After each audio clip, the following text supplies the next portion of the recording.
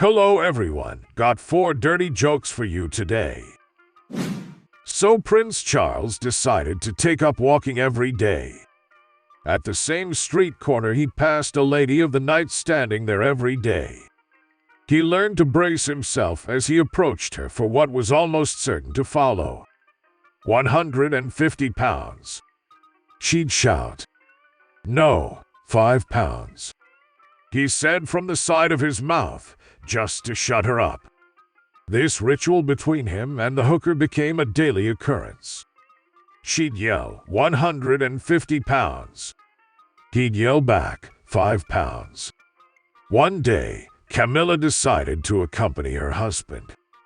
As the couple neared the hooker's corner, Prince Charles realized she'd bark her 150-pound offer and Camilla would wonder what he'd really been doing on all his past outings. He figured he'd better have a good explanation for his wife. As they neared the hooker's corner, he became even more apprehensive than usual. Sure enough, there she stood. He tried to avoid eye contact as she watched the pair pass. Then, the hooker yelled, "See what you get for 5 pounds, you tight bastard." So one night a man and a woman are both at a bar knocking back a few beers. They start talking and come to realize that they're both doctors. After about an hour, the man says to the woman, "Hey, how about if we sleep together tonight? No strings attached. It'll just be one night of fun." The woman doctor agrees to it. So they go back to her place and he goes in the bedroom. She goes in the bathroom and starts scrubbing up like she's about to go into the operating room. She scrubs for a good 10 minutes. Finally, she goes in the bedroom and they have intercourse for an hour or so. Afterwards, the man says to the woman, "You're a surgeon, aren't you?" "Yeah, how did you know?" The man says, "I could tell by the way you scrubbed up before we started." "Oh, that makes sense," says the woman. "You're an anesthesiologist, aren't you?" "Yeah," says the man, a bit surprised. "How did you know?"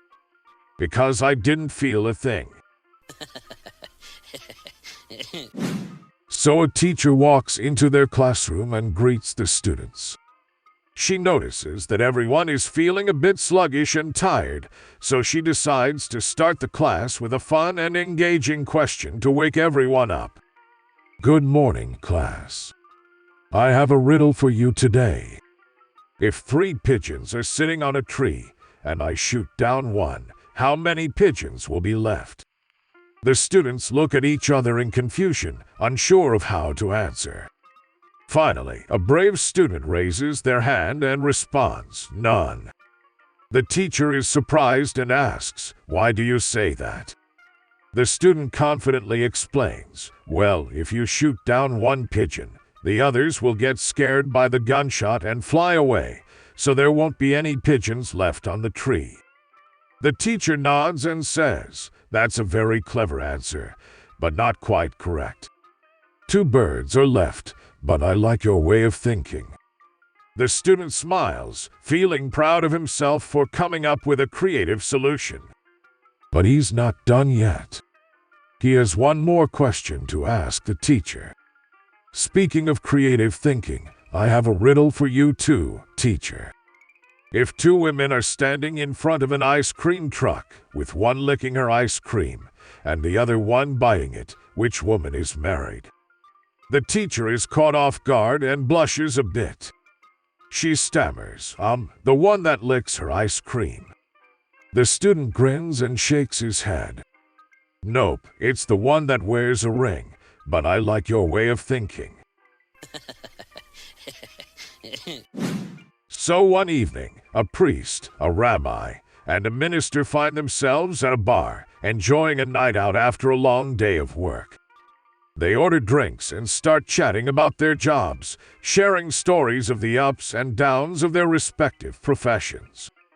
As the night wears on, the conversation turns to a topic that they all have in common: the collection plates that pass through their congregations every week.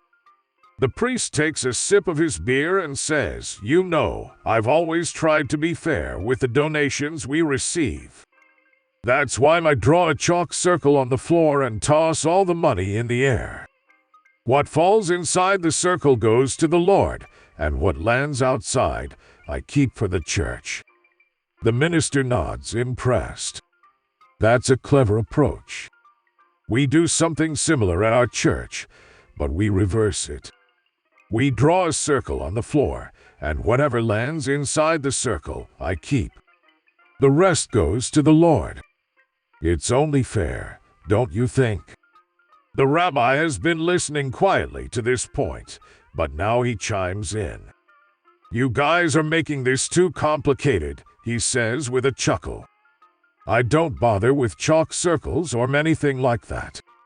I just toss the money up in the air and let the Lord take whatever he wants."